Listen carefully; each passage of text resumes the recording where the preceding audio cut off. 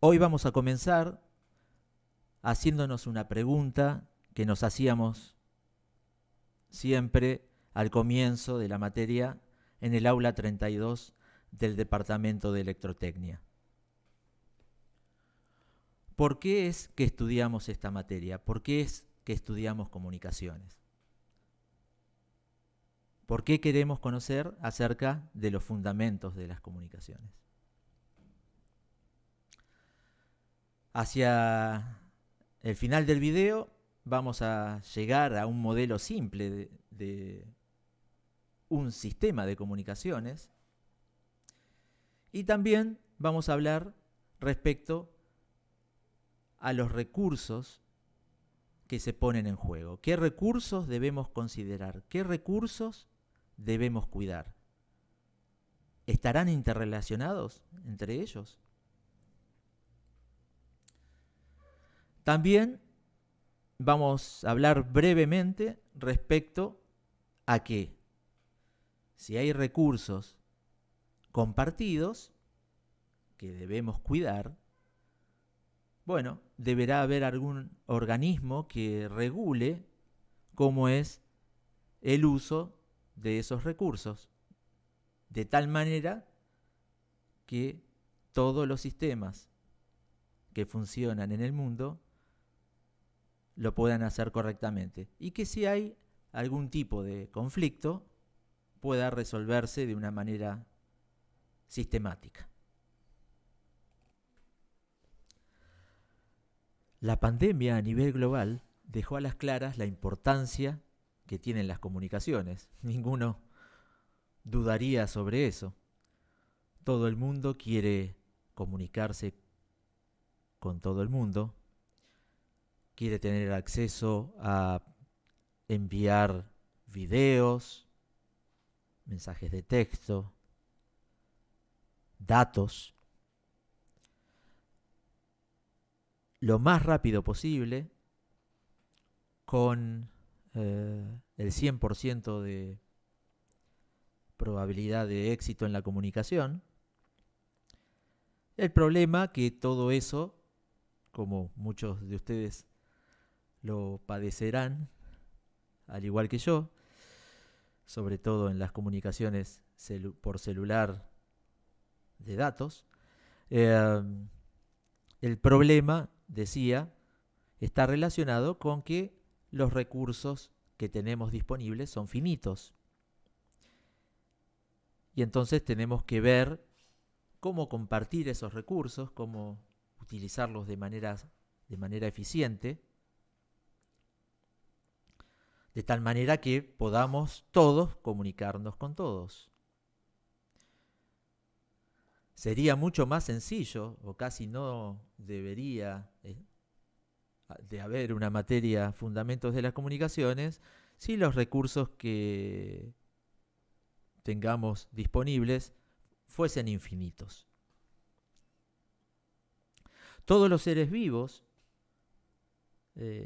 desarrollaron formas de comunicación para desarrollarse y para salvarse de peligros, sobrevivir a través de la historia. Entonces le propongo hacer un primer análisis de un sistema de comunicación muy utilizado por nosotros, un sistema que utilizamos todos los días, el sistema de comunicación humana a través de la voz. Bueno, entonces supongamos que una persona le quiere transmitir a alguien cercano un mensaje. Esa persona tiene un sistema de generación de sonido. Ustedes ya estudiaron sonido en las físicas que tuvieron en los primeros años. Sabemos que la onda de sonido es una onda longitudinal, es una onda mecánica que necesita un medio para propagarse. En este caso,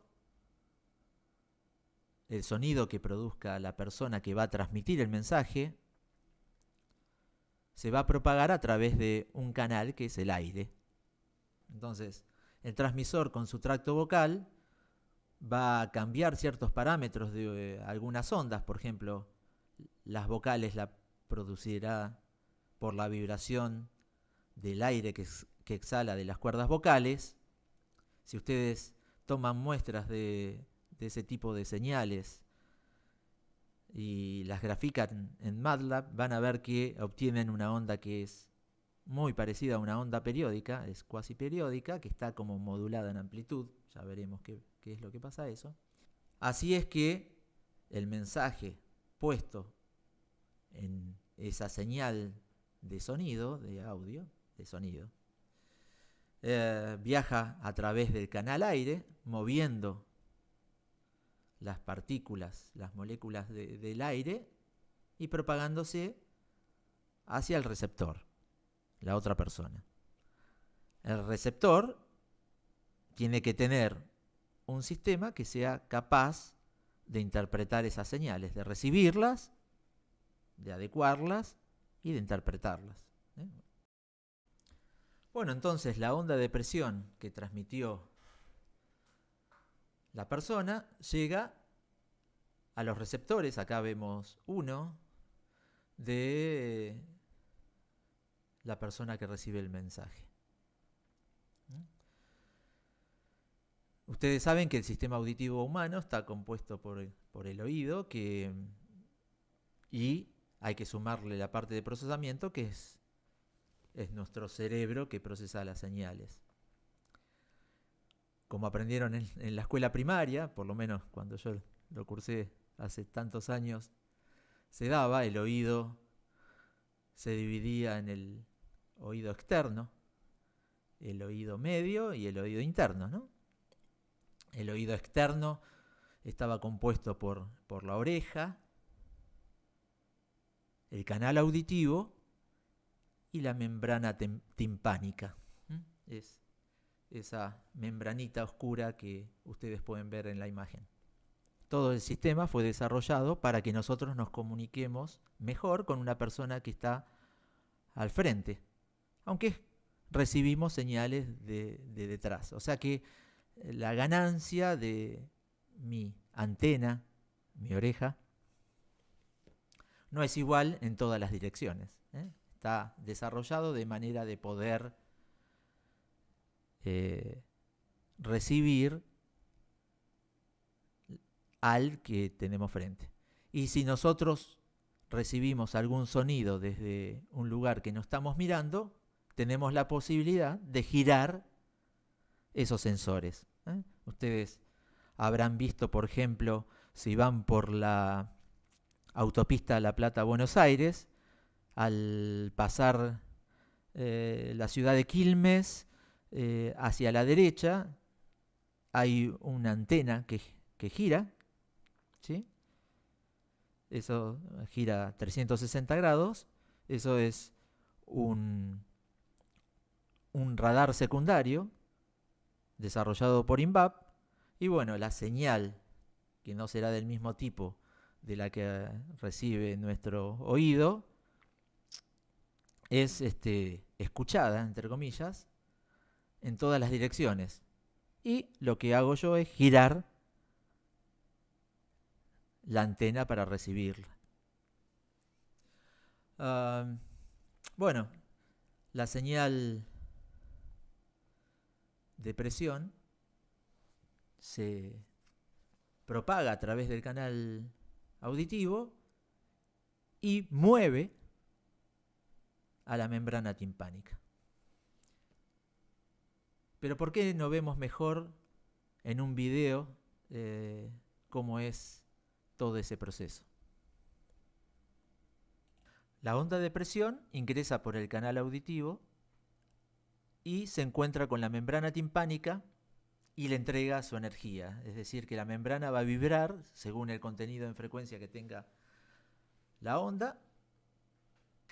Esta membrana tiene forma de cono y está conectada a una estructura de huesitos, el martillo, el yunque y el estribo, lo habrán visto en la primaria. Estos huesitos vibran, pivotean alrededor de un eje y trasladan el movimiento de la membrana timpánica al estribo, que está conectado a la estructura del oído interno. Ahí está, ahí se ve el eje de pivot, ¿sí? Y la función de estos huesitos es adaptar de la mejor manera ese movimiento. Adaptar un poco el movimiento del tímpano al movimiento del oído interno, en el oído interno. Una estructura muy importante son los ligamentos que sostienen a esa estructura de huesos, y también lo es el músculo tensor timpánico, que está amarrado en esos huesos y que nos protege cuando tenemos un sonido de amplitud muy grande. Entonces lo que hace es tensarlo para que no vibren con toda su posible amplitud. El estribo está conectado a una estructura ósea que compone el oído interno, y esa estructura ósea está completa de un líquido llamado perilinfa, y esa perilinfa, si no hubiese algún lugar, alguna salida, tendría que comprimirse para que el estribo se mueva con el movimiento del estribo. Bueno, existe una membrana en la ventana redonda debajo que permite estirarse y así mover la perilinfa, mover el líquido con el movimiento del estribo. La estructura de sensado de los sonidos es la que se ve a la derecha, se llama caracolo cóclea, y está compuesta de dos cámaras, la escala vestibular y la escala timpánica. Al moverse el estribo en la ventana oval, el líquido se desplaza y están unidas esas dos escalas de manera tal que el líquido ingresa desde la base hasta el ápice de la cóclea y vuelve hacia la ventana redonda.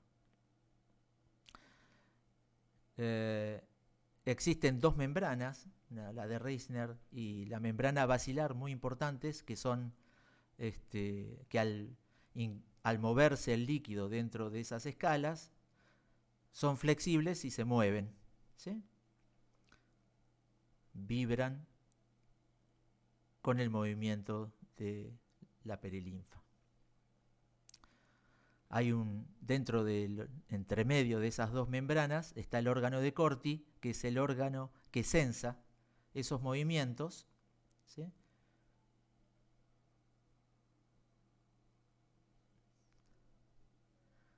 Y las encargadas de sensar esos movimientos son unas células que se llaman células ciliadas, porque tienen unas cilias que están amarradas a una membrana que se llama membrana tectorial. Cuando el líquido se mueve, el órgano de Corti vibra porque está amarrado a la membrana basilar, y al mover las cilias de las células, estas emiten un pulso eléctrico que va por el nervio auditivo hacia el cerebro. La membrana basilar varía sus propiedades mecánicas a lo largo de toda la cóclea, por lo cual la amplitud de la vibración de la membrana no es la misma a lo largo de toda la cóclea. En la base es más rígida, con lo cual vibra con los sonidos de frecuencias más altas, y en el ápice con las frecuencias más bajas. Lo que vemos ahora es un corte de la cóclea o caracol, esa estructura ósea donde se encuentran los órganos sensores del movimiento que produce el sonido en nuestro sistema auditivo. Justamente por ser una estructura ósea, llevó mucho tiempo en en establecer cómo era su funcionamiento. Tanto es así que en 1961, George von Békésy, un húngaro que fue a trabajar a la Universidad de Harvard, ganó el premio Nobel por el estudio y el descubrimiento de algunos fenómenos que ocurren en ella. Ahí pueden verse que están pintadas de azules dentro del órgano de Corti que mencionábamos hoy, las células ciliadas, por esos pelitos que tienen en su parte superior. Y vemos que están ordenadas de diferentes maneras. Unas que están más juntas, que son las que dan a la parte externa del caracol, se llaman células ciliadas externas, y las que están en la parte interna de la cóclea justamente llevan el nombre de células ciliadas internas y cumplen dos funciones totalmente diferentes. Las dos sensan con sus cilias el movimiento del líquido y en conjunto con la membrana tectorial. Las células ciliadas internas, cada vez que sus cilias se mueven en una dirección, dado que los líquidos, las propiedades iónicas de los líquidos alimentan a esa célula eléctricamente, pueden emitir un pulso que se propaga a través del nervio auditivo y llega al cerebro para su procesamiento. Las células ciliadas externas sensan ese movimiento, y una cosa que se descubrió que está muy buena para nosotros, para ver lo que pasa después con las comunicaciones, los sistemas de comunicaciones electrónicos, es que cuando sensan un movimiento de una amplitud muy baja de la membrana basilar, ellas se mueven sincronizadas con ese movimiento de tal manera de amplificar el movimiento en la membrana basilar. Esto es como que también si uno recibe un sonido de muy baja intensidad, es como que aumentan la ganancia de todo el sistema. Es como si en conjunto con el músculo tensor del tímpano, hacen como una especie de control automático de ganancia. Aquí ahora podemos observar una célula ciliar externa excitada eléctricamente, como si estuviese dentro de la cóclea, y vemos su comportamiento motor, que puede moverse. Como está unida a la membrana basilar, podría modificar las propiedades mecánicas de tal manera de que la amplitud de su movimiento sea mayor cuando el sonido es bajo. Podríamos hacer un modelo de la estructura, dado que la curvatura del caracol no es importante a las frecuencias que se trabaja, podríamos hacer una estructura bidimensional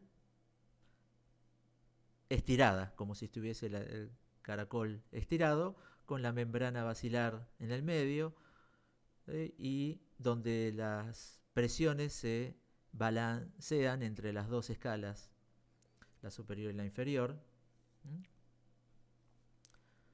De esa manera podríamos, si tenemos en cuenta que lo que sucede en una está relacionada con la otra, es un espejo de la otra, llegar a ser una mitad, ¿sí? Plantear las ecuaciones de la hidrodinámica que pasa por ahí, teniendo en cuenta que en la membrana oval donde está conectado el estribo es donde está la entrada del estímulo, lo que sería f de t en ese caso, Y planteando todas las ecuaciones podríamos llegar a resolver las ecuaciones diferenciales numéricamente, como varios grupos ya han hecho para hacer modelos de cómo es que, por ejemplo, el sistema auditivo procesa la altura de un tono, algo fundamental, el pitch, para comprender cómo nosotros interpretamos la melodía de una música, por ejemplo. Bueno, resolviéndolas, vemos el movimiento de la membrana basilar para un estímulo dado, en este caso, dado que el pico de la envolvente no está en la base, sino en el otro extremo, es un sonido con sus principales componentes de baja frecuencia, movimientos lentos, desplazamientos grandes en el tímpano, y entonces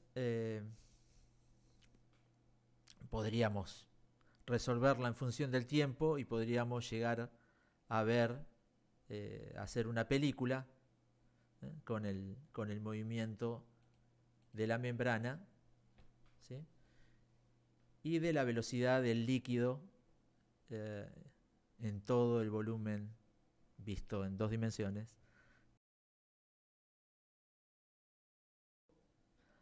Hablamos de transmisores, la persona que modulaba los sonidos con su tracto vocal, canal, el aire, las moléculas de aire que vibraban para que con su energía puedan llegar a hacer vibrar la membrana timpánica en el oído del receptor. De receptores, hablamos de controles de ganancia, de ganancias. Recuerden lo del músculo y lo de las células ciliadas. Entonces podemos llegar a un simple modelo de un sistema de comunicaciones donde tenemos un transmisor. Ahí tienen la palabra carrier.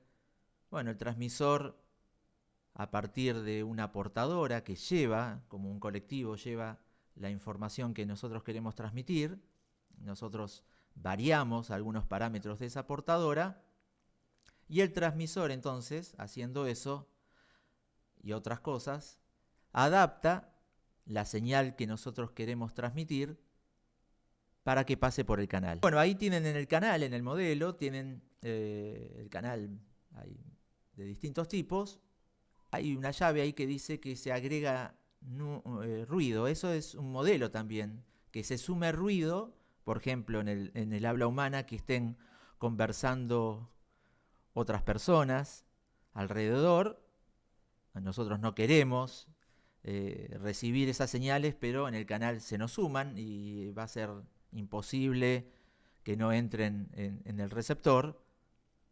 Vamos a tener que trabajar con señales que no vamos a conocer, que solamente vamos a conocer algo, en el mensaje o en algunos parámetros de la portadora. Yo no voy a conocer del mensaje exactamente qué quiero transmitir. Por ejemplo, en mi sistema de comunicaciones, yo podría querer diseñar un sistema para transmitir señales de voz, un sistema telefónico por voz, y yo quiero que se puedan comunicar todas las señales de voz de todas las personas del mundo. Bueno, yo no voy a conocer la señal y no la voy a poder describir de una manera determinística. Pero voy a poder conocer ciertas particularidades como ancho de banda, potencias, y bueno, esas son las cosas con que vamos a trabajar. El ruido, por supuesto, ya dijimos que no, el que se suma en el canal y los ruidos internos que vamos a tener en nuestros sistemas. Y en la portadora también, imagínense que una portadora por ejemplo, sinusoidal, yo no voy a conocer en el receptor qué parámetros exactos tiene la portadora en el transmisor. Yo no voy a saber en qué momento se encendió, cuál es la fase inicial. O sea, ahí tengo también incertezas, que es lo que está marcado con lo rojo. En el diagrama también aparecen transductores de entrada y de salida. Eso podría llegar a compatibilizarse con transformar una señal de mecánica, por ejemplo de voz, a una señal eléctrica con un micrófono, y a la salida, por ejemplo, de una señal eléctrica a una señal de presión, una señal de audio con un parlante. Pero no es solamente eso. Esos bloques pueden estar o no. Yo podría querer transmitir datos, ¿sí? Un archivo en PDF, y yo quería transmitir bits, y bueno, directamente transformaré esos bits en señales a ser transmitidas por el canal. Hablamos de frecuencias, hablamos de anchos de banda, hablamos de portadora. Bueno, como el transmisor adapta la señal al canal, ¿sí?, para que la señal atraviese el canal y llegue al receptor de la mejor manera, bueno, tendremos que definir la frecuencia de nuestra portadora y el ancho de banda en que vamos a trabajar. Eso lo va a dar el tipo de señal que vamos a enviar por el canal. Respecto a las bandas de frecuencia, ustedes pueden ver ahí un cuadro donde hace bastante tiempo se fueron poniendo nombres a las bandas de frecuencia, que están divididas en décadas. Fíjense que va de 3 a 30, de 30 a 300 y así. Tienen bandas muy conocidas: BLF, LF, MF, VHF, que es la que usan cuando escuchan FM comercial, si todavía su generación sigue escuchando. UHF, por ejemplo, el DSS, el sistema de recolección de datos satelitales, transmite a una frecuencia de 401.55 MHz, entonces cae en la banda de UHF, que para la época en que fue denominada era la Ultra High Frequency, la ultra alta frecuencia, y hoy en día no es tan así. Por eso después fueron surgiendo nuevas bandas, SHF, EHF, y después el rango de frecuencias ópticas, que muchas veces a las personas que trabajan con sistemas de comunicaciones ópticos los van a escuchar hablar más de la longitud de onda que de la frecuencia, en nanómetros o micrómetros. El ancho de banda también es un recurso que yo tendré que mirar muy bien y ver de utilizar el menor posible. Respecto a los canales, podemos separarlos en guiados y no guiados, donde la onda electromagnética es guiada o no.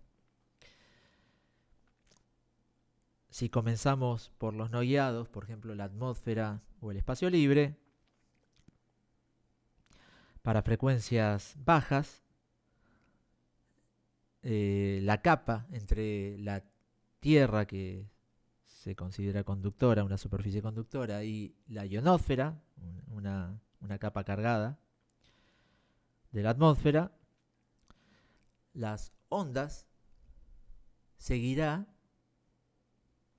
la curvatura de la superficie de la Tierra, y ahí tendremos una propagación por una onda terrestre. Entonces, las antenas de tanto del transmisor como del receptor no es necesario que estén a la vista. Para frecuencias altas, la propagación de la onda electromagnética se realizan en línea recta. Para frecuencias menores de las 100 MHz aproximadamente, es posible que la ionosfera haga como de reflector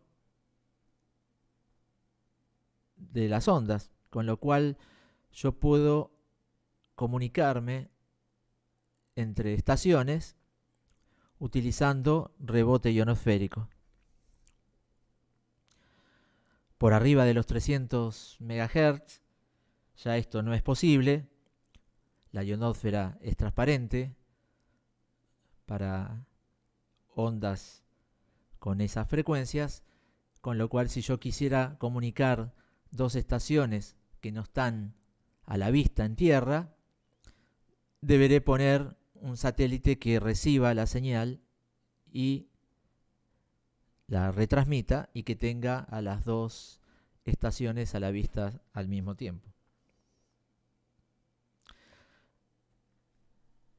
Por arriba del gigahertz, la propagación a través de la atmósfera es afectada por los gases, por ejemplo, el oxígeno, el vapor de agua, que absorben energía de la onda y también la dispersan. Eso debido a la longitud de onda que tienen, que está relacionado con el tamaño de las gotitas de lluvia, por ejemplo. Entonces,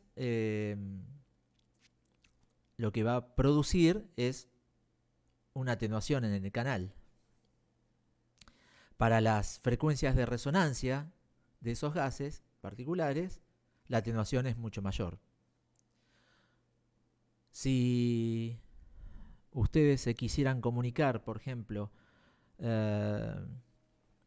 recibir la señal de un canal que se transmite directamente desde el satélite, DirecTV, por ejemplo, en una frecuencia de portadora de 12 GHz, y deberán saber que la lluvia los va a afectar. A mayor tasa de precipitación, mayor va a ser la atenuación, y puede llegar a darse el caso en que, si la lluvia es lo suficientemente intensa, la atenuación sea tan grande que la relación señal-ruido, ya vamos a ver qué es eso, es tan baja que la señal recibida es muy débil, el receptor de su decodificador se la pasa corrigiendo errores o no los puede corregir, con lo cual tendrán la famosa pantalla azul. Esto está relacionado con las atenuaciones dadas por la lluvia o por los gases en la atmósfera. También en el espacio libre se utilizan comunicaciones en el espectro óptico. Hay satélites que se comunican entre sí utilizando láser y detectores para ese tipo de señales. Respecto a los canales que utilizan medios confinados, podemos nombrar algunos, por ejemplo el par telefónico, que fue diseñado para llevar señales en banda base de voz. Ustedes saben que las señales de voz tienen componentes de frecuencia desde algunos hertz hasta aproximadamente 4 kHz, o sea, el ancho de banda que podría considerarse es 4 kHz. Aunque en los años 80 se trabajó y se vio que ese diseño de cables podría ser utilizado a frecuencias más altas, ¿sí? Donde había una zona donde la atenuación de ese canal no era tan grande, y ahí surgió la ADSL, donde se transmitía en un dado ancho de banda de bajada hacia el usuario más grande y de subida más chico, Internet, ¿no? Entonces, utilizando el mismo sistema que ya estaba instalado para el teléfono por voz, se transmitió Internet. Ya hoy no se utiliza ese tipo de canales. También vemos el par trenzado, que se utilizó mucho en telefonía también. Los cables coaxil los tienen que haber visto. Están en toda la ciudad distribuidos en el aire. O lo utilizan ustedes en la facultad. Y a medida que vamos aumentando la frecuencia, llegamos a la guía de onda, que se utiliza mucho en microondas. El tema de esos canales es, bueno, yo tengo una dada atenuación por longitud del canal en mi señal, entonces, dependiendo de esa atenuación, será cuál va a ser la potencia con la cual yo tenga que transmitir para recibir en el otro extremo con una dada, con una potencia dada. Bueno, el tema es que surgió que el desarrollo de la fibra óptica, cuya atenuación es muy baja, y eso hizo que hoy en día, cada día más, se utilice fibra óptica para transmitir las señales en el espectro óptico, y es muy probable que muchos de ustedes estén recibiendo internet en este momento con fibra óptica llegando hasta su hogar. Tanto ha sido el desarrollo de las comunicaciones utilizando canales de fibra óptica que, fíjense lo que son los cables submarinos que conectan los diferentes continentes y países para las comunicaciones entre ellos. Uno antes utilizaba mayormente los satélites geoestacionarios de telecomunicaciones con el inconveniente del retardo. Saben que los satélites geoestacionarios de telecomunicaciones están en una órbita de 36.000 kilómetros, entonces la señal tiene que viajar y volver. Y además de eso, yo tengo que llevar la señal hasta 36.000 kilómetros y el satélite tiene que transmitir la señal a 36.000 kilómetros. Dijimos que la potencia era un recurso escaso también, que no queríamos gastar potencia. Bueno, entonces, si las fibras ópticas, si los cables de fibra óptica tienen baja atenuación, yo quizás estoy transmitiendo la misma información a la distancia que yo quiero, utilizando una potencia muchísimo menor y teniendo un retardo muchísimo menor. Entonces, y con un ancho de banda muy, muy grande. Dado que muchas veces utilizamos canales que son compartidos por distintos actores, países, empresas, personas, necesitamos organismos nacionales, regionales e internacionales que reglamenten, normalicen su uso para un buen funcionamiento de todos los sistemas de comunicaciones que lo utilizan. Pongamos el ejemplo del satélite SAOCOM, por ejemplo, que transmite sus pulsos en banda L. Habíamos dicho, la banda L abarcaba entre 1 y 2 GHz en UHF, y como este satélite está en una órbita baja, gira alrededor de la Tierra aproximadamente a un periodo de 1 hora y media.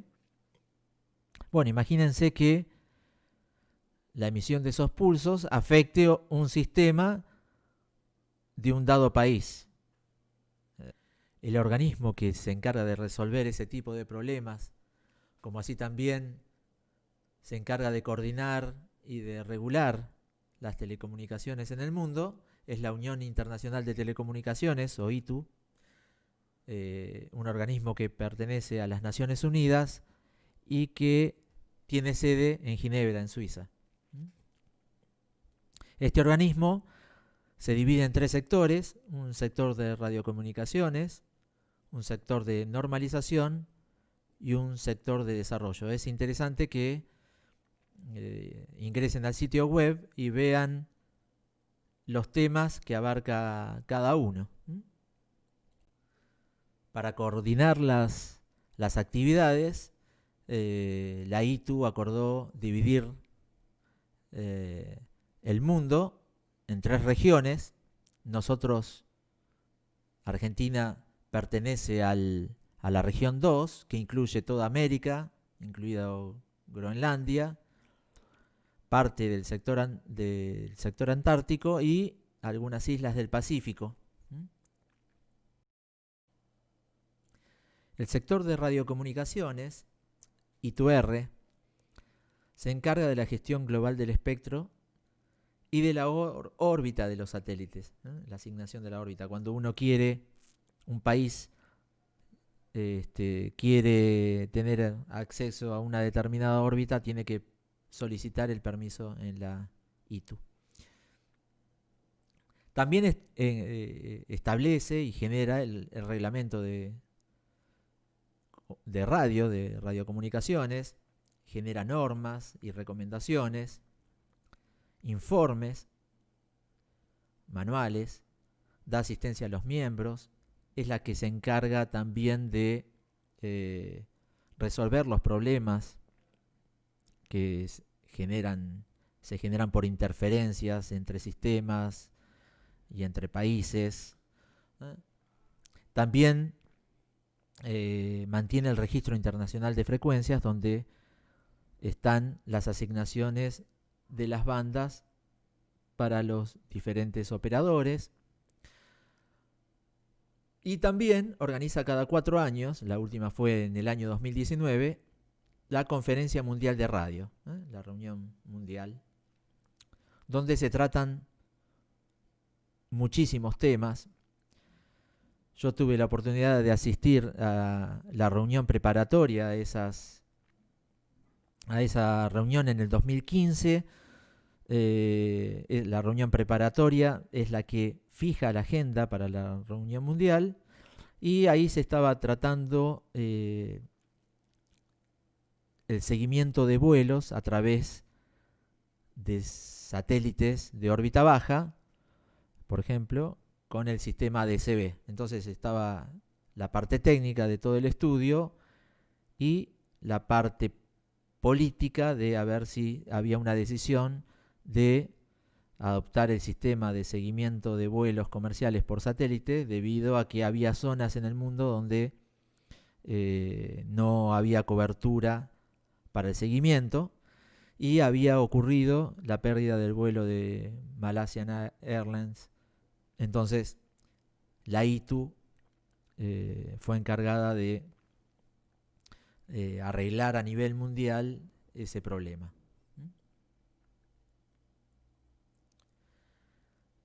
La I2R, el sector de radiocomunicaciones, se divide para la discusión de cada uno de los temas en comisiones de estudio. Si ustedes se meten en la página web, van a poder ver y ingresar a cada uno de esos grupos de estudio. En Argentina, también tenemos que tener a nivel país un organismo que regule las comunicaciones.